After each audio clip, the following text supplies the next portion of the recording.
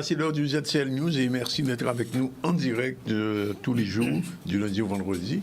Et nous recevons aujourd'hui, je vais vous donner tout de suite la liste des gens, nos invités. Alors, on va commencer avec Richard Etienne, bonjour. Bonjour. Il sera avec nous tout à l'heure, on parlera de football, bien sûr. Il part en Guyane, il va nous dire pourquoi. Ensuite, on va recevoir Mlina Demar, chronique ABC des entreprises, comme chaque quinzaine. Edgar Ferrus, c'est auteur et conteur, et Antoine Nabajot seront aussi nos invités. Antoine Nabajot, c'est un peintre plasticien.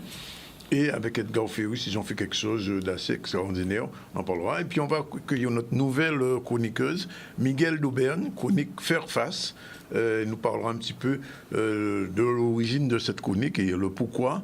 Et nous serons très contents de l'accueillir. Sinon, l'actualité, eh ben, c'est Iman. Bonjour. Bonjour Dani, bonjour à tous. Alors, bienvenue dans les titres du journal. Aujourd'hui, nous allons commencer l'actualité avec le projet d'insertion Jeunesse en route, donc un projet autour de la musique qui a eu lieu sur le Gosier. Ainsi que sur Petit Canal Parcours de la réussite, donc un projet qui a été mis en route aussi autour des jeunes. Et pour finir, un concours de mixologie au lycée hôtelier du Gosier, donc très axé sur les jeunes. On va finir par l'association Morin 92 qui parle de la dangerosité de la route de Morin. Voilà, merci Iman. Je voulais dire moi parler football puisqu'on a invité un spécialiste qui connaît bien le football. Il a une émission chaque semaine à Canal sur le sport. C'est le spécialiste. On est content de l'accueillir de temps à autre. Bien longtemps, on va t'éviter. Richard Etienne, bonjour. Oui, c'est quelques temps, pas de nous, Danick. Mais nous sommes contents, bon, nous comptons nous. Ah non, on est toujours content de vous. Alors, première chose, on parle un petit peu de la Guyane, puisque tu pars en Guyane après-demain, c'est ça? Non, c'est le 19, précisément. Oui. Alors, la Guyane, pourquoi? Parce qu'il y a ce qu'on appelle la Coupe Vive qui va se passer là-bas. Oui. L'ancienne Coupe MMG. L'ancienne Coupe MMG, l'ancienne Ligue anti-foot, puisqu'auparavant, il faut savoir, si on fait un petit peu la genèse de cette affaire, il y a eu d'abord la Ligue anti-foot et ensuite la Mutuelle Magaillard. Et depuis 4 ans, eh bien, c'est la Coupe Vive. Pourquoi la Coupe Vive? Parce que c'est un groupement d'assurance qui, finalement, a pris un petit peu le relais pour donner un peu d'élan à cette discipline que nous aimons tous et surtout cette discipline qu'est la Coupe Vive. Voilà. Alors, l'année dernière, c'est la Martinique qui avait gagné. L'année dernière, c'est la Martinique qui l'avait remporté. Même l'année avant aussi? Non, l'année avant, c'était justement le CSM. Parce qu'il ne faut pas oublier que le CSM a remporté à 3 reprises cette compétition, 2014, 2016 et 2021. Voilà. Alors, comment ça se présente là, cette année? Ça va être compliqué, ça va être certainement, disons, une très belle édition. Pourquoi? Parce qu'il y a notamment la Gauloise qui sera opposée au Golden Lion de la Martinique. Attention, c'est un gros morceau, le Golden Lion, j'imagine, qui vient d'ailleurs donc de se positionner convenablement dans le championnat martiniquais devant le club franciscain. Donc ce sera en ouverture de cette compétition, ce sera les demi-finales pour être précis. Et puis l'autre demi-finale, à savoir donc le Geldar de Kourou qui sera opposé à l'AS Caraïbes. 2 équipes guyanaises, il faut quand même le préciser. D'accord. Alors, un pronostic. Difficile. Je sais que ça va être compliqué, non? Ça va être compliqué. Alors, il peut y avoir des surprises. Surprise venant, pourquoi pas, de la Gauloise. Parce qu'il faut dire, depuis quelque temps, on constate qu'il y a une montée en puissance de cette équipe bastérienne, conduite d'ailleurs par Dominique Boca. Bon, qui est vice-championne, finalement. Exactement, c'était vice-champion, puisque le championnat, les playoffs viennent de se terminer. Eh bien, le CSM, l'actuel leader, et effectivement vice-champion, eh bien, c'est la Gauloise. Donc, c'est vrai que cette rencontre va être passionnante. Je reste persuadé, parce que ce sont 2 équipes qui produisent du jeu, la Gauloise et le Golden Lion, avec ses stars, le Golden Lion. Mais du côté de la Gauloise, c'est vrai, eh bien, Dominique Moka a su donner un véritable sens à cette équipe de la Gauloise qui aujourd'hui, eh bien, franchement, nous régale. Elle peut surprendre? Elle peut surprendre. Elle peut surprendre. Bien. Alors, pendant qu'on est là, globalement, le foot guadeloupéen, puisqu'on est en fin de saison, quel est le niveau actuel, globalement? Moi, j'ai presque envie de dire ouf. On va arrêter avec cette affaire de play-off et play-down. Pourquoi? Parce qu'on va retrouver la saison prochaine avec le championnat normal, les 14 équipes. Ce que je dirais, c'est que il y a eu la venue peut-être que ça ne va pas plaire à certaines personnes, mais je parle toujours avec... je dis toujours ce que je pense. Mais oui, il y a eu le CERFA qui est venu justement dans le championnat. Oui. Le CERFA, ça c'est... les jeunes qui sont au CREPS. Oui. Les jeunes qui sont au CREPS et qui sont également à Bainbridge. L'idée, c'est quoi? C'est de mettre l'idée qui a été mise en place, c'est de permettre à ces jeunes d'évoluer sur le plan sportif. Oui. Mais quand on parle d'évolution, eh bien cette évolution-là aussi sert aux équipes qui jouent déjà en R1. Parce qu'il faut augmenter ton niveau. Tu es obligé d'augmenter ton niveau. Parce que surtout, ce sont des jeunes qui carburent, ça il faut le dire. Et à chaque fois, ça fait quoi, 3 saisons que cette CERFA est en place. On voit qu'il y a du jeu, on voit qu'il y a la progression, qu'on le veuille ou non. Eh bien, moi je dis que le football guadeloupéen n'est pas si mauvais que ça. Il n'est pas si mauvais que ça. Non. Et le CERFA, comment ils ont terminé les championnats, enfin la R1 cette année? Bon, alors, donc ils sont en play-down. Ils sont dans la deuxième en play-down, hein, mais bon. Ce qui est important aussi à dire, c'est que qu'ils terminent premier, deuxième, troisième ou cinquième, bon, c'est pas ça le problème. Pourquoi? Parce que là, finalement, ils sont là, mais ils n'ont pas d'influence, justement, concernant le classement, d'une manière générale. Même s'ils terminent premier, hein, c'est pas grave. Ils ne vont pas descendre et ils ne vont pas monter. Ils resteront toujours là. Alors très rapidement, on va pas entrer dans tous les détails, mais enfin, on a vu un petit peu que les Guada Boys ont failli être éliminés définitivement. On veut dire c'est un jeu de tapis vert pratiquement qui leur a permis d'être là où ils sont. Quel est le problème des Guada Boys aujourd'hui? Le problème, c'est quoi? Moi, je dis, il y a un problème de cohésion. Je crois que c'est ça, c'est le mot-clé. Cohésion, pourquoi? Parce que les joueurs qui arrivent de l'Hexagone, ils n'ont pas suffisamment de temps. De jeu. Puisqu'en fait, le football, c'est quoi? C'est une association de personnes, de joueurs. Et des automatismes à avoir aussi. Exactement, il faut des automatismes et ils n'ont pas suffisamment de temps, justement, de les mettre en place, ces automatismes, avec ceux qui sont sur place. Et ça pose problème. Donc c'est vrai qu'il y a une réflexion qui est menée, on ne sait pas ce que ça va donner. J'ai discuté avec notamment Franck Sylvestre, puisque c'est lui le chargé d'intermédiaire entre la Guadeloupe et la France. Voilà, c'est lui qui va repérer en quelque sorte les joueurs pour renforcer les liens des Guada Boys. Mais seulement... s'ils ont suffisamment de temps, moi je crois, s'ils ont suffisamment de temps pour pouvoir se préparer, eh bien la sélection de la Guadeloupe, des Guada Boys aura un autre visage. Mais pour juste une question, est-ce que les pros du championnat français peuvent venir? Non, c'est interdit ça. C'est interdit. C'est uniquement des amateurs qui... Voilà. Enfin, les amateurs, non. C'est-à-dire que bon, les joueurs de la Ligue 1, non. Mais il y a des joueurs de la Ligue 2 peuvent effectivement venir. Ça me pose pas de problème. Parce que la Ligue 1, on ne libère pas comme ça les joueurs. C'est pas facile. Bien, alors, parlons un petit peu du football français, puisqu'il y a eu cette semi-crise au PSG et j'ai envie de dire la course pour le titre, parce qu'au moment où on parle, le PSG est encore à 6 points seulement devant Lens, et on se demande, est-ce que le PSG, vu les défaites accumulées au cours des derniers matchs, est-ce que le PSG, avec Mbappé, peut encore... Oui, bien sûr. Il y a 6 points de différence, il reste 3 matchs. Non, 3 matchs, mais c'est quoi? Il y a Auxerre. Oui, mais en fait, quoi qu'il en soit, une victoire, c'est quoi? C'est 3 points. Oui. D'accord? C'est pas possible. On a vu face à Lorient que PSG, quand même, n'a pas fait des éclats. Hein? Oui, mais ce sont des professionnels.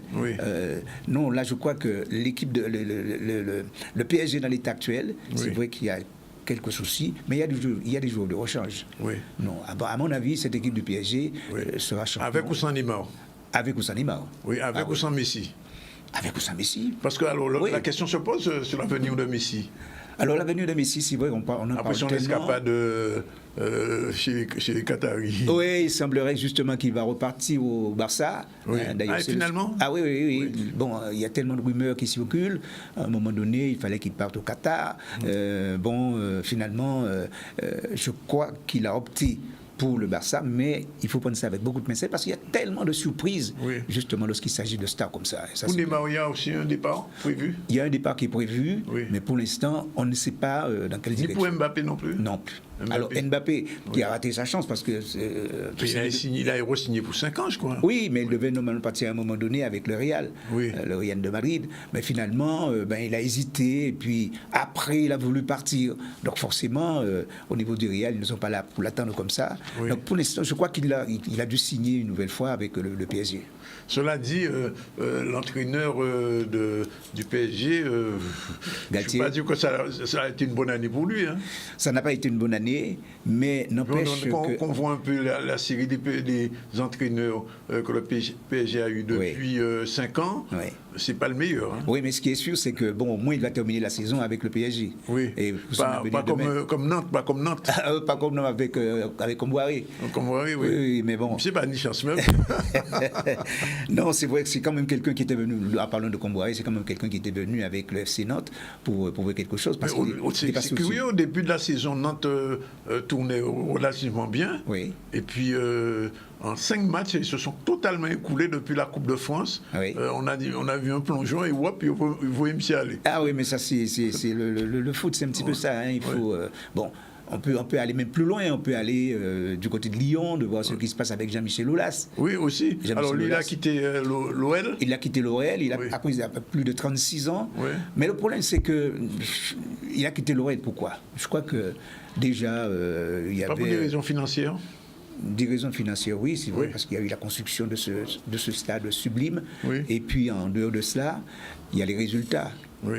Et quand finalement il n'y a pas de résultat comme ça, alors la première personne qui est visée, en principe, c'est le président. Voilà. Alors, deux petits mots sur l'OM quand même. Ouais. On pensait que l'OM aurait mieux fait cette année, mais finalement, une fois de plus, l'OM, je ne vais pas dire déçoit, mais enfin... 7e actuellement dans le championnat. 7e dans le championnat. Et qui ne sera peut-être pas qualifié pour l'Europa ou encore voire même la Ligue des Champions. C'est une question de recrutement chez l'OM ou bien c'est une question de managing? Ouais, question de recrutement aussi, hein, parce qu'ils ont fait revenir, comment il s'appelle encore, qui était parti avec Arsenal, comment il s'appelle encore? Ah, je sais. Notre Guadeloupéen d'ailleurs, le nom m'échappe, enfin bref, ça va revenir tout à l'heure. Et non, c'est vrai qu'il y a une question de recrutement et Laurent Blanc le disait de cela il y a quelque temps. Ce qu'il voulait, c'est qu'il y ait un petit peu plus de joueurs, joueurs qui soient très aguerris pour pouvoir permettre à cette équipe au moins de disputer l'Europa. Mais bon, c'est pas le cas. La Gazette. La Gazette, voilà. Qui est à Lyon. Qui est à Lyon et qui est avec Arsenal. Et qui a été l'un des meilleurs buteurs. Qui a été l'un des meilleurs presque buteurs. Au niveau de Mbappé. Hein. Exactement. Et qui a été, avant qu'il parte justement avec Arsenal, mais il était le meilleur buteur justement de Lyon. Oui. Alors, ce qu'on n'arrive pas à comprendre, puisque la question se pose souvent, comment le PSG n'arrive pas à franchir le pas de la Ligue? Oui. C'est une question Parce qu'ils ont les moyens, ils ont les joueurs, ils ont l'argent, ils sont même prêts à acheter le Stade de France, d'après ce que j'ai compris. Oui. Qu'est-ce qui manque au PSG? Ce qui manque au PSG, c'est encore, il faut dire, il faut des joueurs qui soient capables.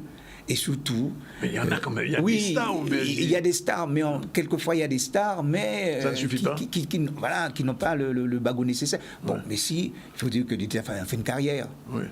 Neymar, Neymar a 34 ans déjà. Mais oui, en fin de carrière. Ouais. Bon, il y a eu la vague, la vague d'entraîneurs passés au PSG. Jusqu'à présent, on n'a pas pu trouver, on n'a pas réussi à passer le cap là. Mais je me suis même posé la question, est-ce que c'est un bon choix du PSG d'enlever Navas dans les buts et de mettre Douna, le gardien là, on va sentir. Enfin. Oui, mais bon, en tout cas, c'est le choix. C'est le choix, il faut dire, de l'entraîneur. Est-ce que c'est de l'entraîneur réellement, bien sûr, parce que au PSG, on ne comprend jamais entre l'entraîneur, le président et le directeur sportif, ils ne sont pas toujours sur la même longueur d'onde. Ce qui est sûr, Danny, je te rejoins, ce qui est sûr, c'est que l'argent fait des choses. Oui. Énormément de choses. Et tu as peut-être raison. Le dernier mot n'est peut-être pas donné à celui qui est en place actuellement. Ah, jamais. À Galtier, peut-être pas. Hein. Galtier, il est là, il ne sait même pas s'il sera retenu pour l'année prochaine. Exactement. Parce que là, si le PSG n'est pas vainqueur du championnat. C'est-à-dire qu'il n'est pas championne cette année encore. Galtier, c'est fini. Hein. Oui, mais alors là, pour le titre. Ils avaient parlé de Zidane, parce que la question Zidane est dans l'air toujours. Pour oui, c'est dans l'air, mais bon, là encore, c'est une question de sous, une question d'argent, très important. Le sport aujourd'hui, c'est de l'argent. Ah ben, écoutez, le foot, c'est ça, hein. C'est ça. Je sais que ce n'est pas ta spécialité, mais je te pose quand même la question et on termine là. Ouais. Au niveau du cyclisme, c'est le problème d'argent qui se pose aussi en Guadeloupe. Alors, il y a ça. Ouais. Il y a ça aussi. D'ailleurs, on en a tellement parlé dans notre édition. Oui. Il y a d'ailleurs un collectif qui est monté au niveau des coureurs. Le mouvement cycliste. Ah oui. Ouais. Ce qu'ils veulent, c'est qu'il y ait Ils sont parti politique. Oui, mais ce qu'ils veulent, c'est qu'il y ait un petit peu plus de transparence. Oui. C'est ce que j'ai pu retenir. Oui. Beaucoup plus de transparence. Et concernant d'ailleurs le choix ou certaines décisions prises par le président Théobald, Oui. eh bien là-dessus, ils ne sont pas très d'accord, non plus les cyclistes. Donc c'est tout un problème. Oui. Voilà. De toute façon, on en parlera puisque je pense avoir abattant. Et puis il y a une réunion très importante demain Oui. pour mettre à plat un certain nombre de Ce problème. problématiques Oui. concernant entre le comité, hein, justement, avec ce comité de coureurs, pour mettre à plat, avec les présidents, pardon, Oui, avec les présidents, du pour mettre à club. plat un certain nombre Ouais. de choses. Ok. Bien, je rappelle donc le 19, départ pour la Guyane. Oui. Ouais. Et Alors, les matchs, je vais les donner quand même. Oui, vas-y. Alors, le premier match, ce sera 19h Oui. entre la Gauloise et le Golden Lion. Et ça, c'est le 20. Le 20 mai, à 21h, il y aura l'autre demi-finale, à savoir le Geldar de Kourou et l'AS Caraïbes. Le 22, pas de match, Oui. puisque ce sera quartier libre. Et puis le 23. le 21, quartier libre. Oui. Et le 22, C'est la finale. c'est la finale. C'est la finale. Voilà. On espère que la Gauloise sera en finale. À partir de 21h. Oui, c'est ce qu'on espère. Merci en tout cas, Richard, d'être venu. Merci. Rapidement, on va revenir à l'actualité. Premier titre aujourd'hui, mais on va partir sur la jeunesse en route avant de faire le retour sur l'actualité, sur les titres. Jeunesse en route sur la carte. Vianney Valverde, c'est parti.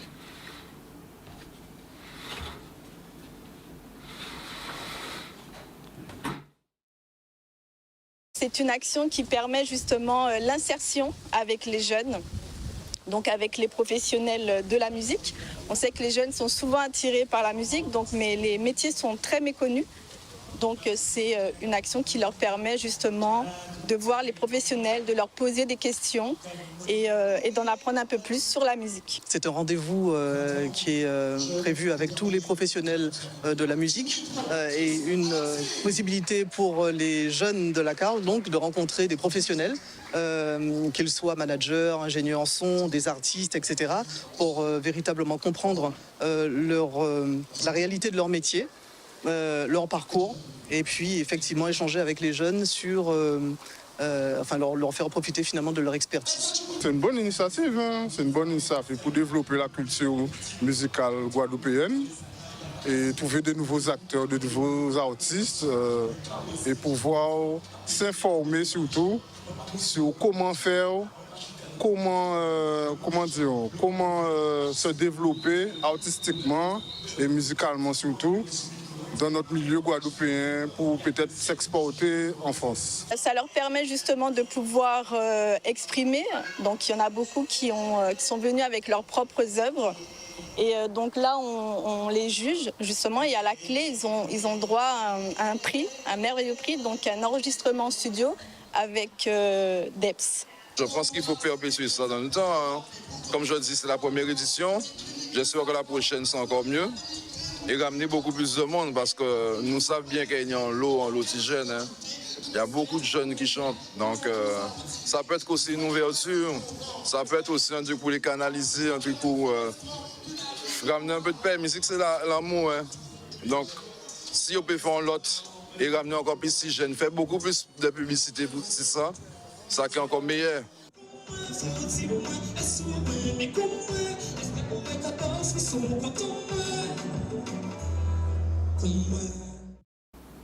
Bien, on attendra quelques temps pour voir un peu ce que ça donnera au niveau musical. Voilà, on prend la première pause de la première séquence. On se retrouve tout à l'heure pour la suite des infos et aussi pour la suite de nos invités. À tout à l'heure. Voilà, il y a un petit bug, mais ce sont des choses qui arrivent quand on est en direct, aussi pas de l'enregistrer. Et on est retourné, on va saluer l'arrivée de Emeline, bonjour. Bonjour Danick. Dans un instant, c'est la chronique des entreprises, on va parler de quoi? Ouais, on va parler des SCI, puisqu'on est sur des clôtures annuelles. Voilà, effectivement, les SCI. Sinon, retour à l'actu tout de suite avec Iman, c'est parti. Retour sur l'actualité. Aujourd'hui, nous avons parlé déjà du projet d'insertion Jeunesse en nous, qui est autour de la musique, ainsi que du concours de mixologie qui a eu lieu sur le lycée hôtelier au Gosier. On parlera aussi de l'association Morin 92 au sujet de la route départementale de Morin. Et parlons en particulier du parcours de la réussite de Petit Canal, un parcours qui a été réalisé pour permettre un échange entre les entrepreneurs et la jeunesse et pour pouvoir partager des expériences sur l'entrepreneuriat et comment surmonter les difficultés liées à la vie. Donc on voit un sujet fait par Jordan Daniel, prêt par Olivier Moradel, pardon. Aujourd'hui, on a une belle rencontre avec la jeunesse canalienne, la jeunesse du territoire de la communauté d'agglomération du Nord Grande Terre, où le sujet qui est partagé aussi ce soir, c'est l'entrepreneuriat dans un premier temps et ensuite pouvoir survenir et passer les difficultés de la vie. Donc deux thèmes assez importants. Et ce soir, ce qui est fort, c'est qu'il y a véritablement un vrai partage d'expériences, partage des difficultés rencontrées, des conseils qui sont donnés, où tout un chacun arrive à s'exprimer et à se dire que même dans la difficulté, on peut réussir des choses lorsqu'on a la volonté, qu'il existe des moyens pour pouvoir s'en sortir. Nous, la collectivité, avec les élus qui m'accompagnent, on lance aussi un signe fort à la jeunesse pour dire à cette jeunesse-là, vous n'êtes pas seul. L'objectif aujourd'hui, c'était de faire 2 plateaux.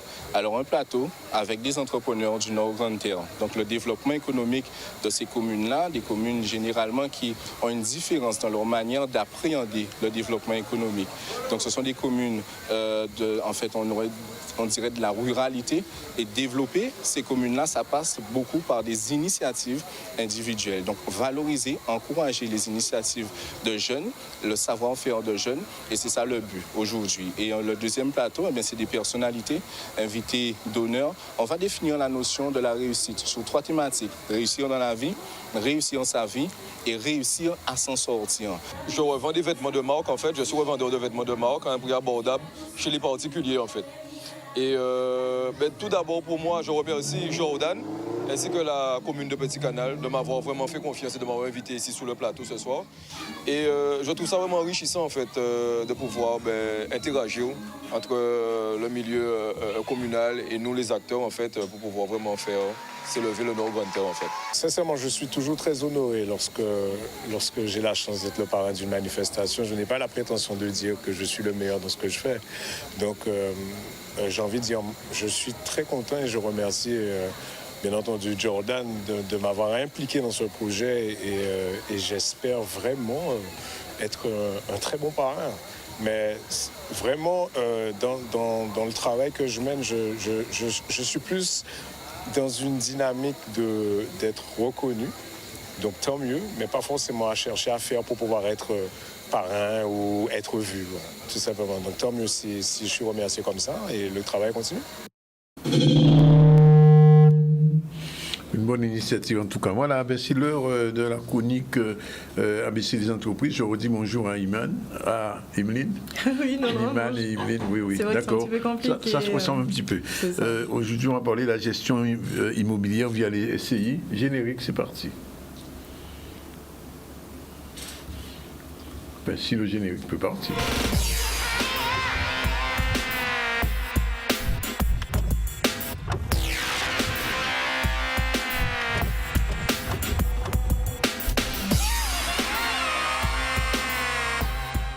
Non. Voilà, on se retrouve avec quelques semaines. Emeline, qu'est-ce qu'on peut dire sur le thème à quoi servent les SCI? C'est quoi une SCI pour les gens qui ne savent pas? Alors, Bonjour à tous. Alors, les SCI, ce sont des sociétés civiles immobilières on en entend parler régulièrement actuellement depuis quelques temps. De toutes les façons, c'est toute la partie qui permet, enfin c'est une forme de société du moins qui permet d'acquérir de l'immobilier de telle sorte que des personnes qui puissent faire partie en fait d'une même famille en général puissent se mettre ensemble ou réussir à réunir des fonds en commun pour pouvoir créer un projet, on va dire, de plus grande envergure lorsqu'on parle de l'immobilier. Donc l'objectif, c'est que lorsqu'on est seul et on se retrouve face à des difficultés bancaires pour pouvoir faire le projet seul, en étant à plusieurs, on démultiplie en fait la capacité financière et ainsi ça permet en fait de mutualiser les efforts pour pouvoir acquérir dans l'objectif d'avoir un prêt bancaire commun. Et comme ça, en fait, on peut être beaucoup plus facilement crédible. Il faut savoir quand même que dans la SCI, il faut au moins 2 personnes, 2 associés. Il faut combien de maisons? Ah, là, par contre, on peut en avoir autant qu'on veut, ou alors on peut créer autant d'SCI. Non, pas forcément. Il faut savoir qu'on peut créer son SCI sans forcément avoir une acquisition immédiate, mais au moins la SCI sera déjà présente au moment où on souhaite faire l'investissement. Alors si par exemple, je suis en couple et puis je vais acquérir une maison, c'est mieux de faire ça à l'achat avec au travers d'une SCI, oui. Ou en solitaire. Oui, pourquoi? Parce qu'en fait, lorsqu'on est à 2 et qu'on achète une maison, normalement, toutes les décisions en lien avec la maison ou avec l'investissement immobilier en question, que ça peut être aussi entre un appartement, nécessitent l'unanimité des décisions. Donc, on est obligé d'avoir les 2. Lorsqu'on crée une SCI, on crée une société dans laquelle on définit les propres règles applicables. Il faut toujours être 2 personnes. Par contre, il faut toujours être 2, normalement, pour la création de la SCI. Ça permet de créer des règles qui ne nécessitent pas forcément l'unanimité. Ça facilite la gestion, en fait, liée à la gestion immobilière, sans, comme je disais, recourir à la notion d'unanimité. Et ça organise aussi, ultérieurement, la passation, ou du moins la transmission du patrimoine, notamment lorsqu'il y a des enfants ou tout autre type de personnes à qui on souhaite léguer sans forcément passer par un notaire. Alors, la question sensible, les impôts sont pour la SCI? Alors, pour la SCI, il y a 2 modalités de fiscalité. Ça peut être soit l'impôt sur le revenu, ça c'est le régime de base, c'est-à-dire qu'en général, quand on crée une SCI, on relève de l'imposition sur les revenus, ou alors l'imposition sur les sociétés. Il faut savoir que chaque mode d'imposition a son implication et qu'en général, il faut toujours s'enquérir des conseils auprès d'un expert comptable afin de savoir quelle est la meilleure fiscalité qui sera associée à une SCI en fonction du choix qui sera fait. Parce qu'on peut acheter des biens immobiliers dans une optique de revendre à très courte échéance ou à très longue échéance. Et dans ce cas-là, la fiscalité qui pourra être adossée à la SCI n'est pas forcément la même. Il y a des exonérations quand même au niveau de l'impôt? Non, alors il faut savoir que lorsqu'on est sur une SCI, on est sur quelque chose de patrimonial. Les exonérations d'impôt sont surtout en fait pour pouvoir booster les structures qui ont une vision d'exploitation, une vision économique. Donc dans cette mesure, il n'y a pas d'exonération mise en place pour les SCI en tant que telles. Là où il peut y avoir une exonération, enfin du moins pas sur les résultats fiscaux, là où il peut y avoir une exonération, c'est au bout de 30 ans d'années de détention du bien. Les personnes qui vont vendre le bien détenu sur la SCI depuis plus de 30 ans ou qui vont vendre des parts sociales de SCI qui ont plus de 30 ans peuvent bénéficier d'une exonération totale de l'impôt sur la plus-value de cession. Alors, je ne sais pas si tu as bien compris la subtilité. Oui, j'ai vu. Soit un bien détenu depuis plus de 30 ans sur la SCI, si on vend que le bien, on a une exonération totale. Si on vend des parts de sociétés de SCI... C'est pas la même chose. C'est pas la même chose parce que tu peux avoir une SCI que tu crées maintenant, à date, et tu peux rajouter un bien immobilier dans 10 ans, ou dans 30 ans, même si tu as ajouté le bien dans 30 ans, si tu cèdes l'année d'après, tu bénéficies d'une exonération totale sur la plus-value. Alors pour que les choses soient bien claires, avec la SCI, on peut que acheter et vendre, on ne peut pas louer. Oui, on peut tout à fait louer. Dans ce cas-là aussi, le régime fiscal sera potentiellement différent. Si on fait de la location nue ou de la location meublée, on sera en nu sous le régime des revenus fonciers, donc sur une SCI à l'IR. Si on loue en meublé, très souvent cette SCI doit passer à l'impôt sur les sociétés et dans ce cas-là, on est dans la catégorie des BIC. Alors moi je pose la question, quels sont les avantages d'une SCI?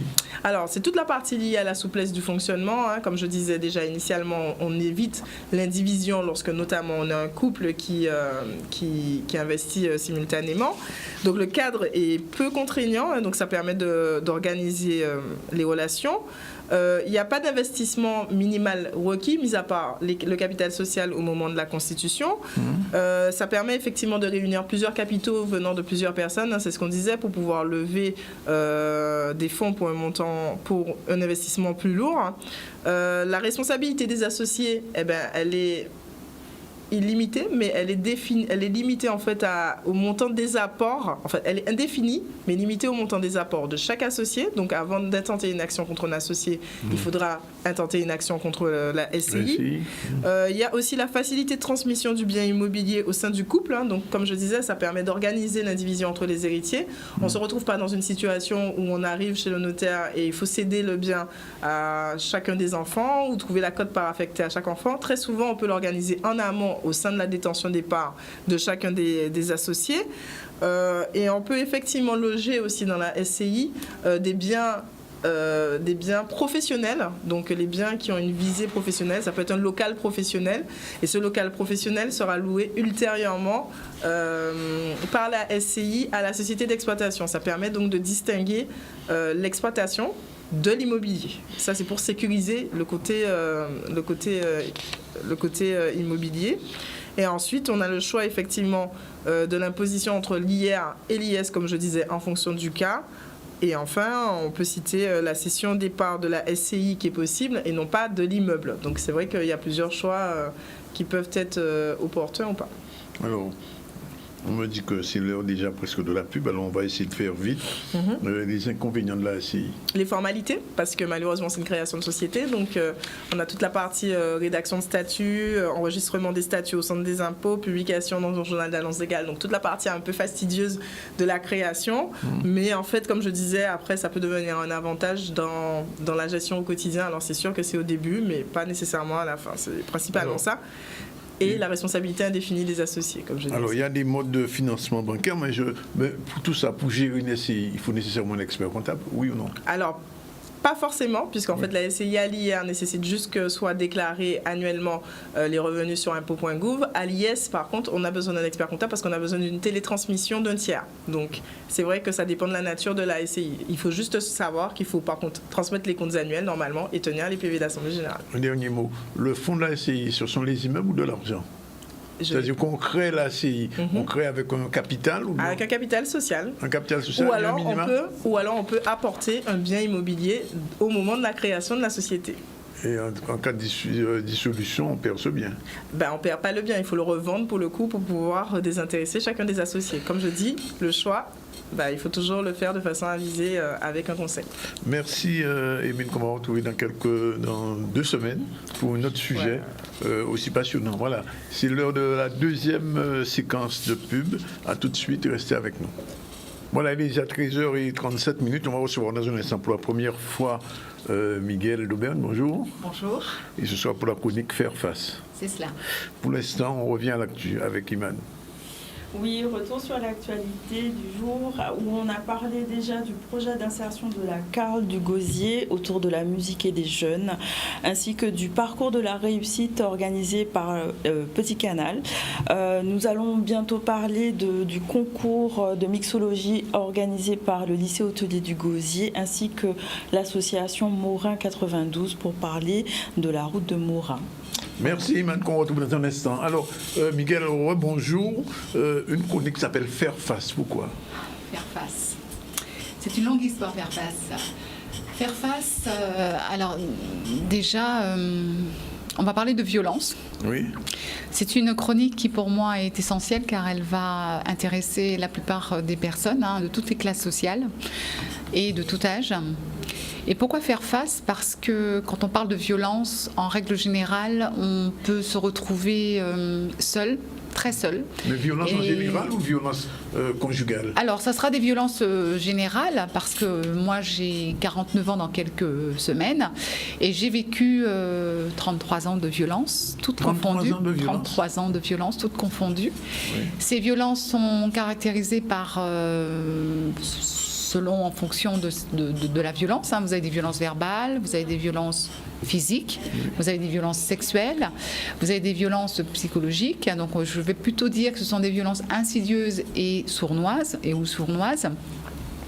Et puis vous avez des violences aussi économiques. Donc il y en a 5 qui sont caractérisées dans le monde.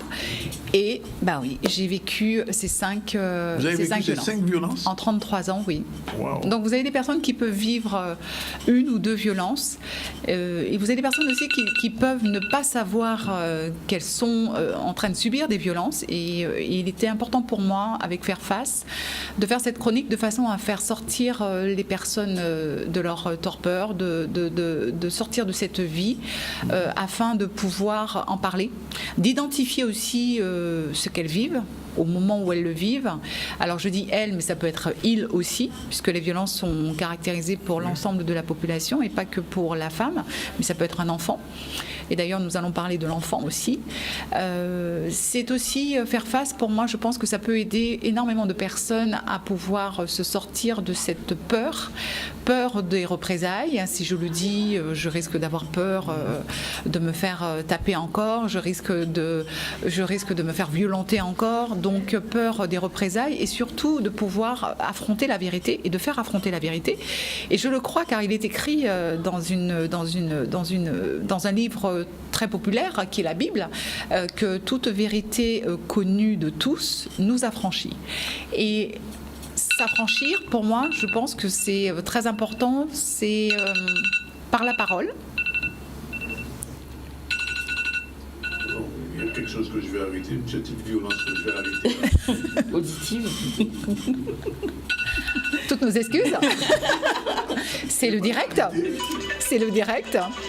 Ah ben, c'est parti là. Bon, allez, on va tout mettre à zéro. Voilà. Voilà.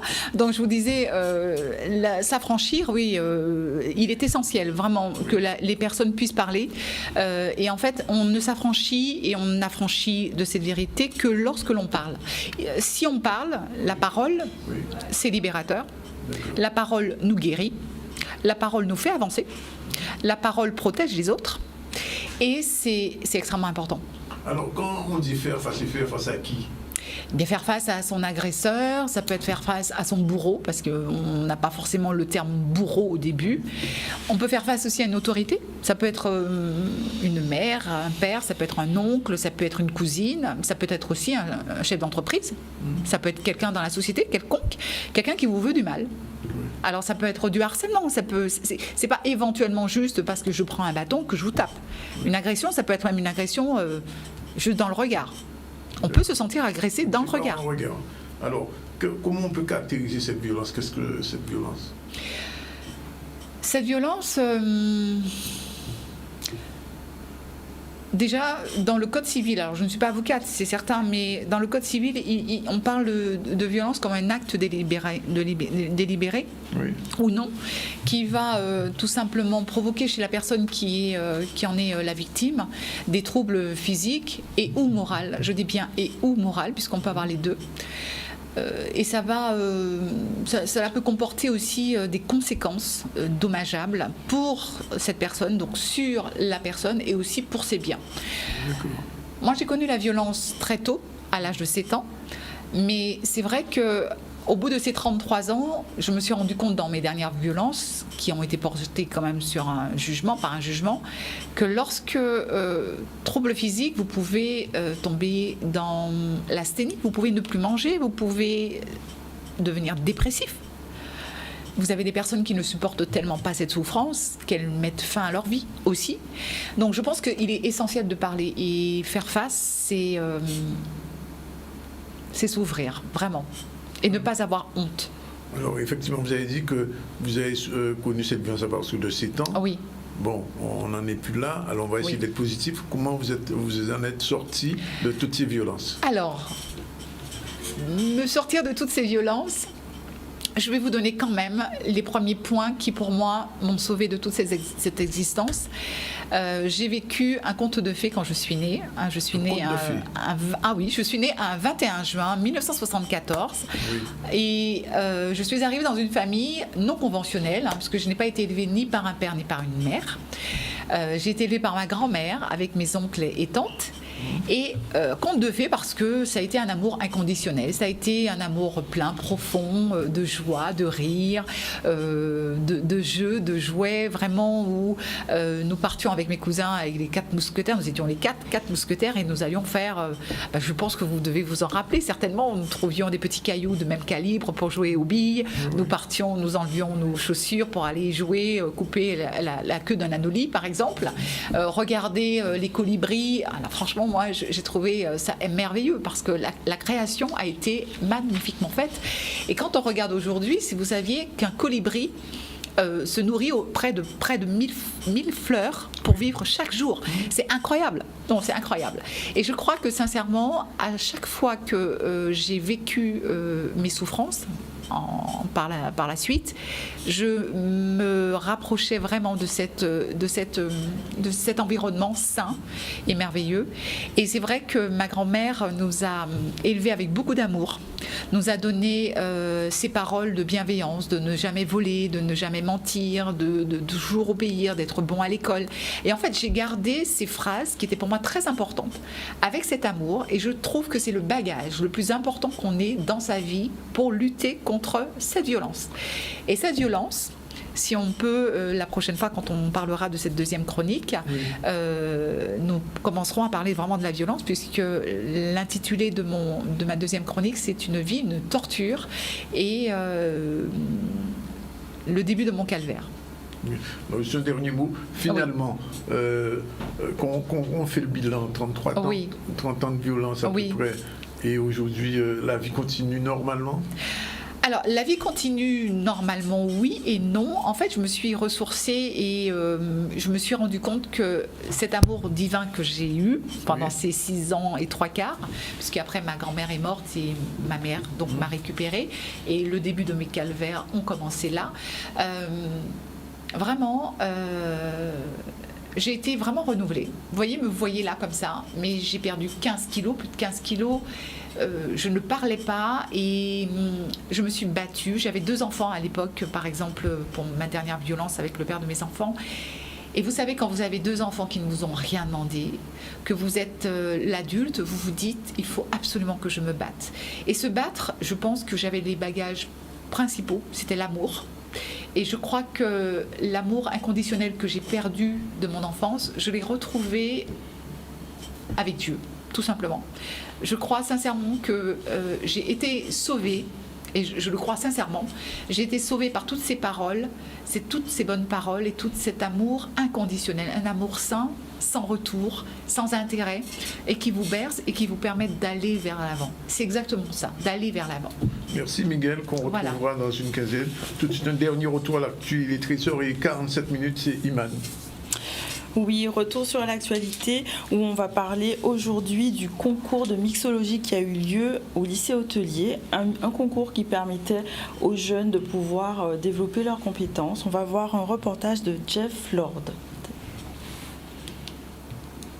Le titre de ce dîner, c'est un cocktail challenge qui permet de mettre en avant les métiers du bar, les métiers de service au lycée hôtelier du Gosier. Et ce concours est sponsorisé par des partenaires, les Rhum Bologne, Longto et les artisans romiers. Moi, c'est de père en fils. Je suis né dedans. C'est un privilège pour moi de représenter artisans romiers auprès de ces candidats qui vont pouvoir réaliser des superbes cocktails. Pour moi, c'est plus de mettre en avant le produit Zebapic que beaucoup d'entre nous ont connu par rapport à la crise, le Covid-19. Les mariés avec plusieurs parfums comme le coco, le maracuja, le jus d'ananas. À mon niveau, ce qui est regardé, c'est surtout la technique. Dans la réalisation, au niveau de la présentation, de la mise en valeur du produit. Il y a des axes d'amélioration, mais après, comme toujours, c'est surtout avec la pratique qu'ils vont s'améliorer, qu'ils vont découvrir, qu'ils vont affiner leurs gestes. Et j'ai confiance dans les professionnels de demain. Pour moi, ça me fait développer pour la suite et de montrer aussi que le lycée hôtelier, il est présent.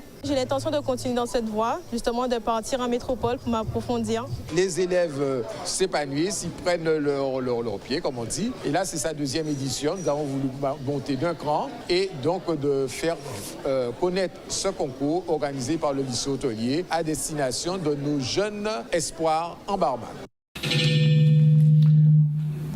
Voilà, il va être 13h49, un dernier titre. Oui, la route de Morin est-elle la route de tous les dangers? On va voir le reportage qui met en lumière l'association Morin 92.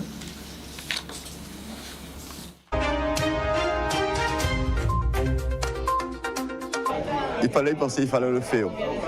Parce que la densité des véhicules qui passent sur le territoire de Morin, là, c'est impensable. Et les gens qui passent ne se rendent pas compte du dégât qu'ils causent aux habitants. Et les habitants des anciens Morinois, parce que les anciens Morinois sont tout le long de la route. Alors que les gens qui ont fait des lotissements sont au fond.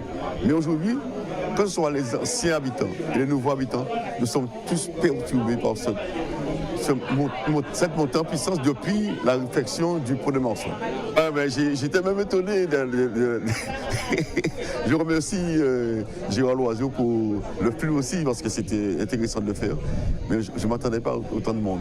C'est là qu'on voit qu'il y a un vrai problème et que même les gens nouveaux des lotissements sont confrontés à ce problème-là aujourd'hui de dangerosité de la route. Mais la suite, je leur ai dit, il faut donner priorité, ralentisseur. Et s'ils ne ralentissent pas par leurs propres moyens, nous allons ralentir par nos propres moyens. Alors, au-delà de comprendre cette réalité, nous la vivons également. Et aujourd'hui, nous remercions donc cette association Morin 92 que nous connaissons, qui nous a invités donc effectivement à entendre, à écouter donc toutes ces problématiques, tous ces manquements, et qu'ils vivent au quotidien concernant donc cette route départementale 25 qui traverse en fait Morin. Voilà, donc effectivement, nous avons pu entendre des problématiques de vitesse, donc des vitesses excessives, des problématiques effectivement de fauchage, d'herbes trop longues. Nous avons écouté également un certain nombre de problèmes que nous pensons pouvoir trouver, pour lesquels nous pensons trouver des solutions avec effectivement le département qui est donc compétent en la matière, et pour pouvoir donc apporter des solutions, on va dire, concrètes et rapide à toutes ces problématiques. Donc nous avons eu une écoute très pointue. Effectivement, nous avons aussi eu le concours de M. Califère, qui est aussi conseiller départemental. Remercier vivement et chaleureusement l'association Morin 92 de m'avoir invité par rapport à une problématique de territoire qui se manifeste et qui met en cause la sécurité de tous les riverains et de beaucoup d'automobilistes, des voisins, ça reste important. Donc, il y a des vies humaines qui ont été emportées à cause donc, de l'insécurité routière. Président de l'association Handicap Guadeloupe, conseiller municipal de l'opposition. C'est important que je sois là en remerciant encore l'association, et il convient vraiment que tout soit mis en œuvre de telle sorte que cette problématique soit vraiment indiquée et que les gens sachent vivre en sécurité avec un bien-être qu'ils doivent retrouver. En première solution, puisque je ne suis pas expert en aménagement routier, la première solution, et c'est ce que j'ai proposé, ce serait de faire appel donc, à un cabinet d'études qui va dresser l'état des lieux de toutes les problématiques rencontrées sur cette portion donc, du territoire et envisager toutes les améliorations possibles de telle manière que les différentes instances soient saisies et qu'on sache aller ensemble vers des solutions adéquates. Voilà, c'est pratiquement terminé. Mais avant, je vais vous rappeler qu'on a reçu en début du ZCL Richard Etienne, avec qui on a fait un petit point sur le football et sur tout ce match, cette finale qui se fait en Guyane à partir du 19. Il sera là-bas en Guyane et on sera en direct. Ensuite, on a reçu Evelyne Adimar pour sa chronique ABC des entreprises. Mais avant ça, nous avons eu Edgar Ferrus et Antoine Nabajot pour cet ouvrage Le chef-d'œuvre. C'est un racontage de contes, bien sûr, mais aussi des peintures d'Antoine Nabajot, 25 ans de contes et 25 ans de travail artistique. Et puis, nous avons eu aussi la première chronique de Miguel d'Aubergne sur les violences conjugales. Ça s'appelle Face à Face. Et là, retour à l'actu avec Iman pour la dernière fois. Oui, au cours de l'actualité, nous avons vu donc le projet d'insertion Jeunesse en route organisé par la Carl Gauzier. Ensuite, le parcours de la réussite sur Petit Canal qui a été organisé. Nous avons enchaîné avec le concours de mixologie sur le lycée hôtelier. Et pour finir, l'association Morin 92 qui parlait de la dangerosité de la route de Morin. Voilà, c'est tout pour ce journal. Voilà, bien, merci de votre attention. La réalisation est assurée aujourd'hui par Mélanie et avec son assistante Nzwana. Demain, on se retrouve à la même heure, 12h30. On vous remercie d'être aussi nombreux et réguliers aux ZCL et fidèles. Voilà, on vous salue. Bye bye.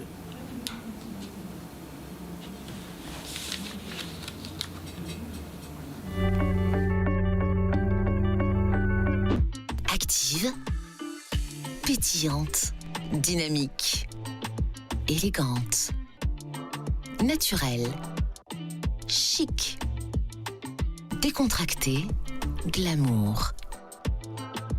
Se sentir belle comme on aime, avec un grand M comme Malibu. Retrouvez-nous vite dans nos boutiques de Jarry, Pointe-à-Pitre, Basse-Terre et sur nos pages Instagram et Facebook.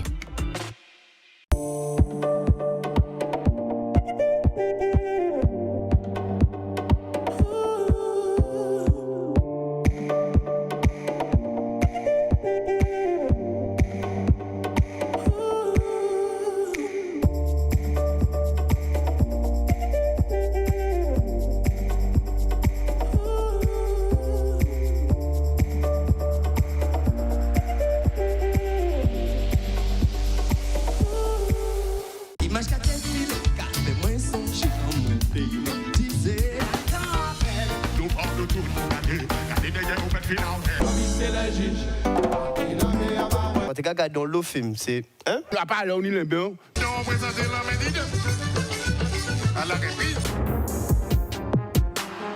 It's always move to the left, move to the right, and it's some music. It's music, but it's keeping.